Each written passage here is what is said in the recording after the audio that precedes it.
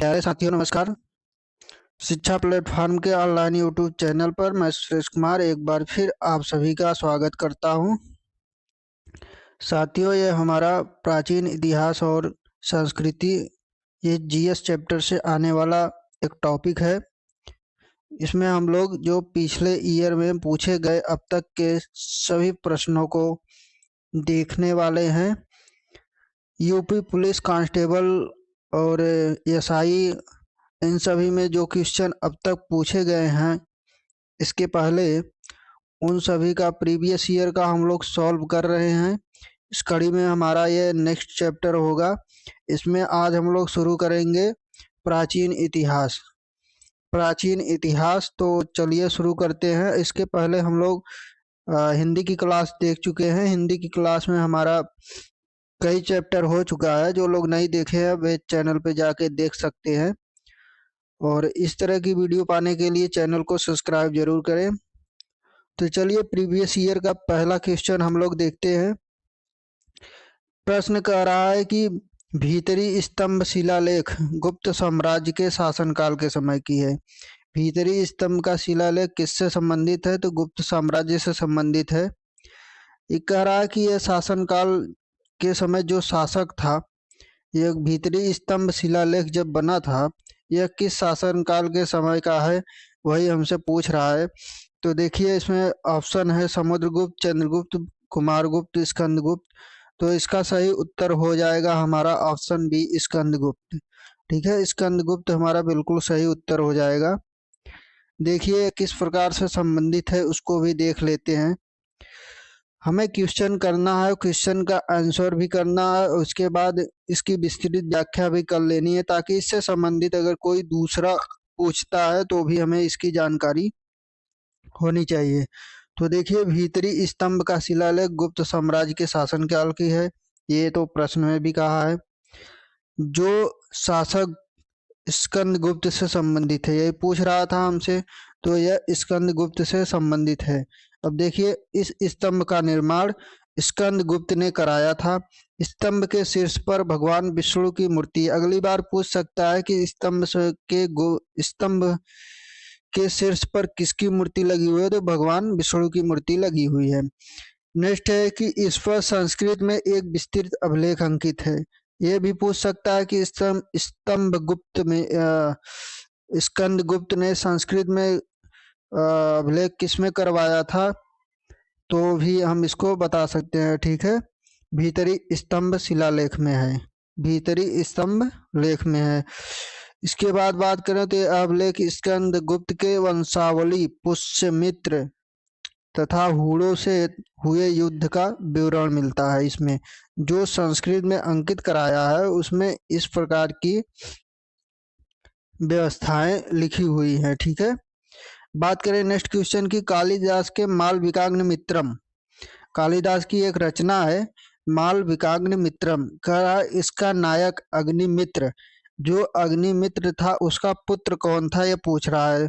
तो इसका option A हमारा बिल्कुल सही हो जाएगा, पुष्यमित्र इसका बिल्कुल सही उत्तर हो जाएगा। आइए इसको देख लेते हैं। देखिए कालिदास द्वारा रचित मालविकाग्नि मित्रम, मैंने अभी बताया कि कालिदास की एक रचना है। रचना के नायक विदिशा के राज्यपाल पुष्यमित्र शुंग के पुत्र अग्निमित्र शुंग तथा इस रचना की नायिका की बात करें तो मालदेव की राजकुमारी मालविका है। ठीक है, यह श्रृंगार रस का प्रधान 5 अंकों का नाटक है। यह कालिदास की प्रथम नाट्य कृति है। कालिदास की पहली नाट्य कृति है मालविकाग्नि मित्रम।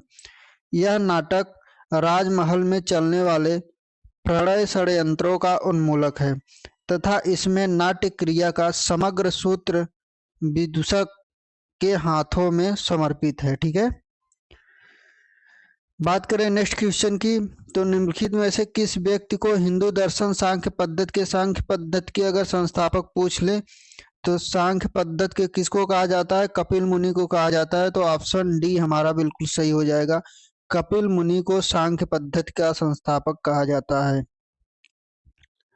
ठीक है, बात करें नेक्स्ट क्वेश्चन, हड़प्पा सभ्यता में गढ़ी शब्द जो प्रयोग किया गया है यह किस लिए जानी जाती है? तो गढ़ी शब्द होता है, ऑप्शन ए है, वहाँ उच्च वर्ग के लोग बसते हैं, वहाँ पुस्तक लिखी जाती थी, या वहाँ पूरे शहर के लिए भोजन तैयार किया जाता था, या वहाँ निम्न वर्ग के लोग बसते थे। तो गढ़ी का शब्द होता है, तो इसका ऑप्शन ए हमारा बिल्कुल सही हो जाएगा। गढ़ी के लिए ऑप्शन ए हमारा बिल्कुल सही हो जाएगा, ठीक है। गढ़ी शब्द के लिए वह जहाँ उच्च वर्ग के लोग बसते थे उसे क्या कहा जाता था? गढ़ी कहा जाता था, ठीक है। बात करें हम नेक्स्ट क्वेश्चन की, तो देखिए वैदिक काल में निम्नलिखित में से किस अनाज के लिए व्रीहि शब्द का प्रयोग हुआ? देखिए अनाज को व्रीहि कहा जाता था वैदिक काल में, वह किस अनाज के लिए कहा जाता था? तो इसका ऑप्शन डी हमारा बिल्कुल सही हो जाएगा, चावल के लिए। चावल को व्रीहि कहा जाता था। साथ ही साथ हम देख लेते हैं और किसको क्या कहा जाता था। तो यव को जव कहा जाता था, यव को जव कहा जाता था। मार कहते थे उड़द को, ठीक है। मुद्ग कहते थे मूंग को। गोधूम कहा जाता था गेहूं को, ठीक है। ये सभी अनाज यजुर्वेद में मिलता है, इन सभी अनाजों का वर्णन यजुर्वेद में मिलता है। बात करें नेक्स्ट क्वेश्चन की, तो निम्न में से कौन सा स्थान बुद्ध वंश के शासकों द्वारा शासित था? बात करें बुद्ध वंश के शासकों द्वारा शासित कौन सा स्थान था? तो देखिए इसका ऑप्शन ए बिल्कुल सही हो जाएगा, कपिल वस्तु। कपिल वस्तु बुद्ध वंश के शासकों द्वारा शासित था।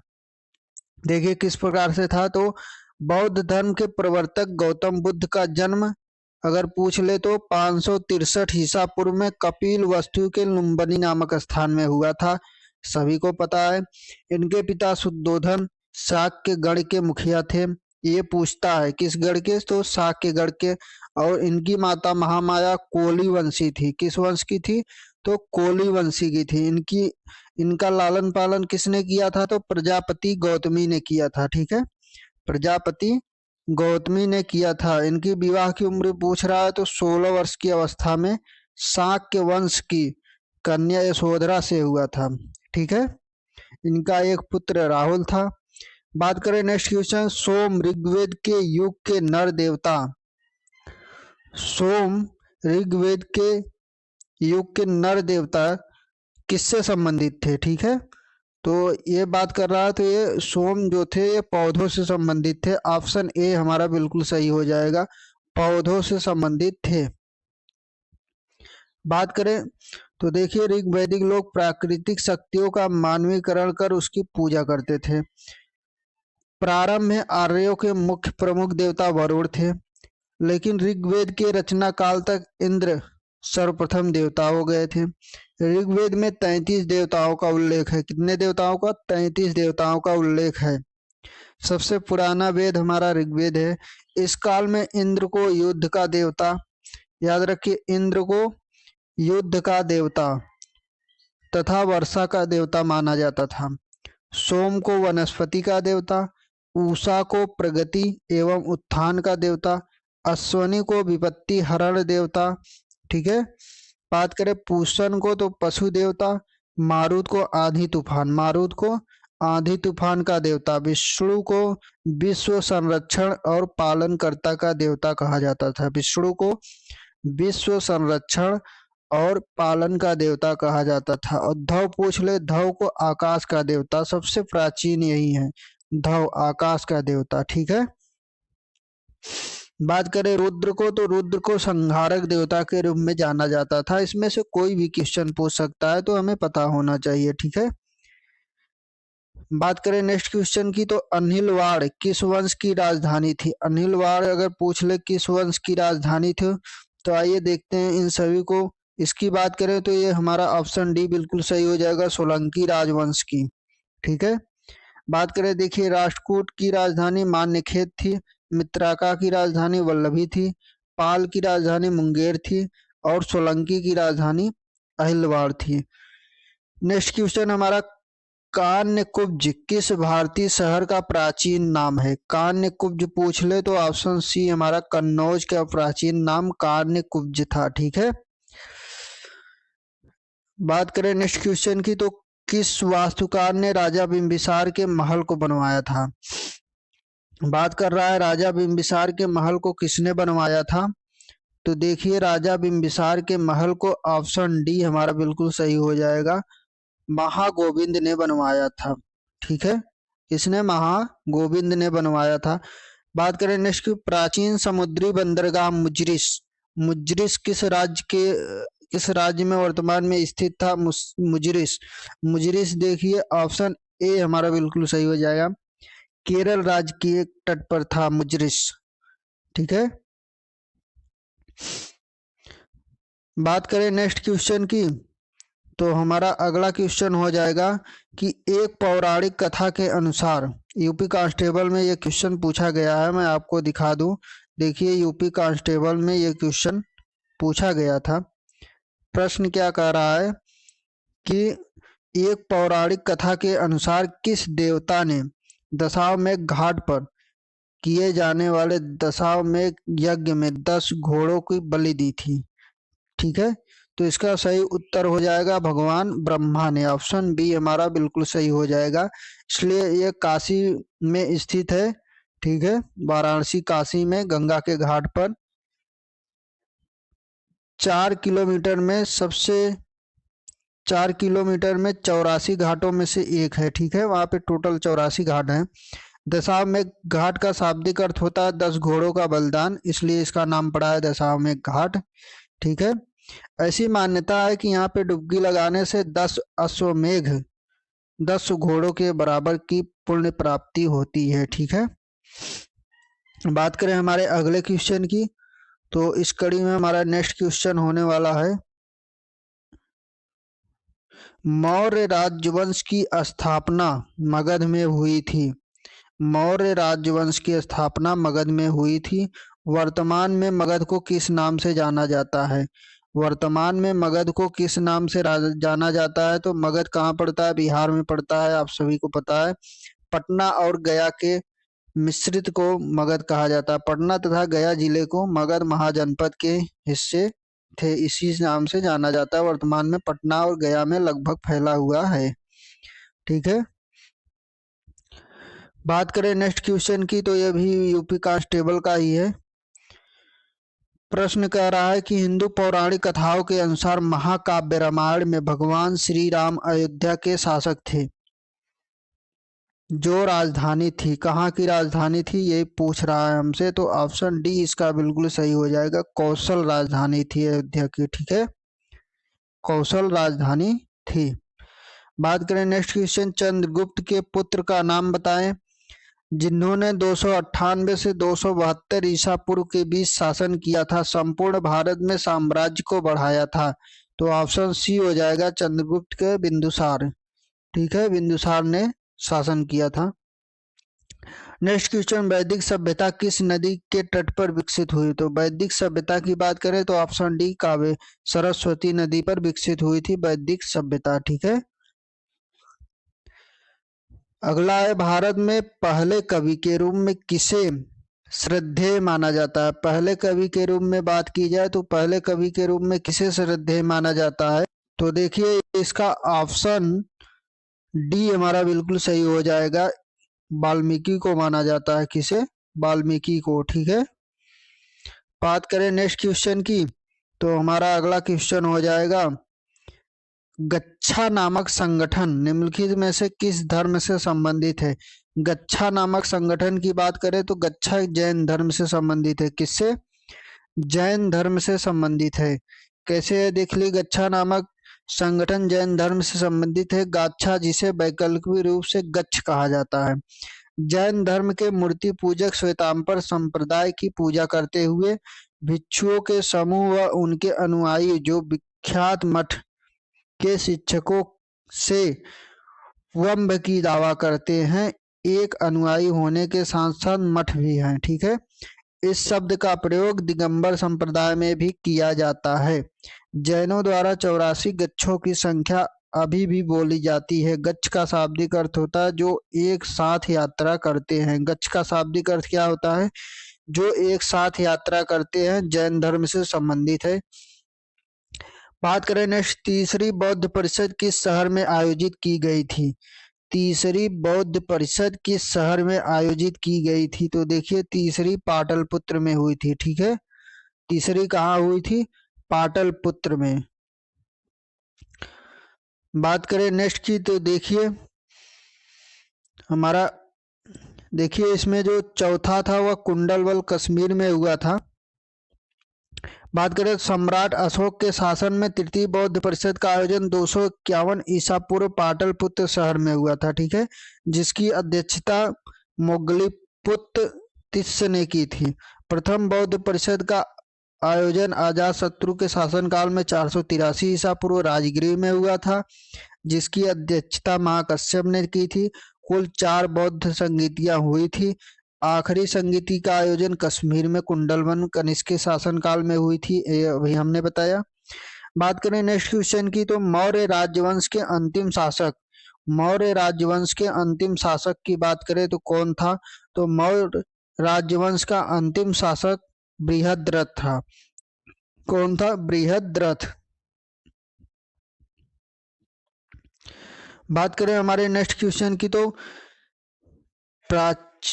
प्राचीन भारत में जगदाग्नि ऋषि का आश्रम जमनिया में था, जो कि वर्तमान उत्तर प्रदेश की किस जिले में है? तो ऑप्शन बी गाजीपुर में है। जमनिया कहाँ पड़ता है? गाजीपुर में पड़ता है। ठीक है, बात करें नेक्स्ट क्वेश्चन की, तो हमारा अगला क्वेश्चन होगा, देखिए अगला क्वेश्चन की बात की जाए, पाल राजवंश का सर्वप्रथम राजा कौन था? पाल राजवंश का सर्वप्रथम राजा की बात करें तो गोपाल था। पाल राजवंश का सर्वप्रथम राजा गोपाल था। ठीक है,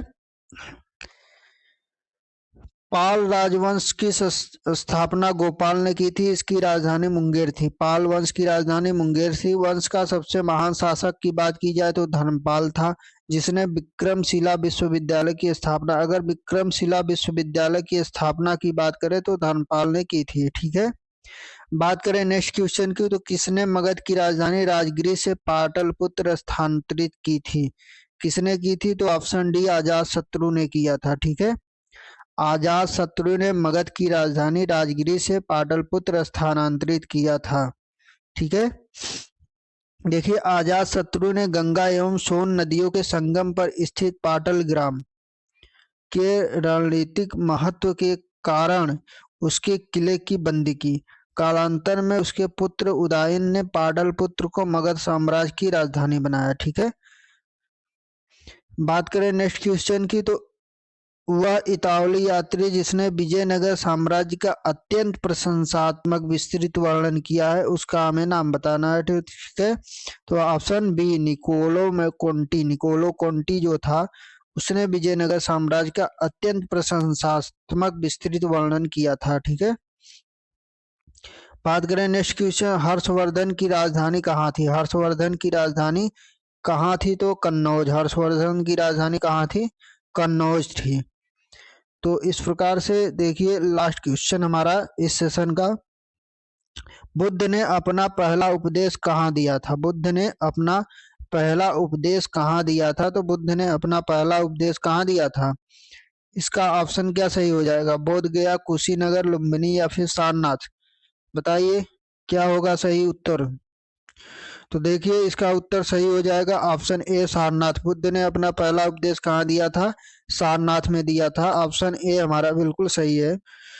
तो प्यारे साथियों, इसके आगे की क्लास हम लोग अगली कक्षा में करेंगे। तब तक के लिए जय हिंद। चैनल को सब्सक्राइब करना ना भूलें इस प्रकार की वीडियो पाने के लिए। धन्यवाद।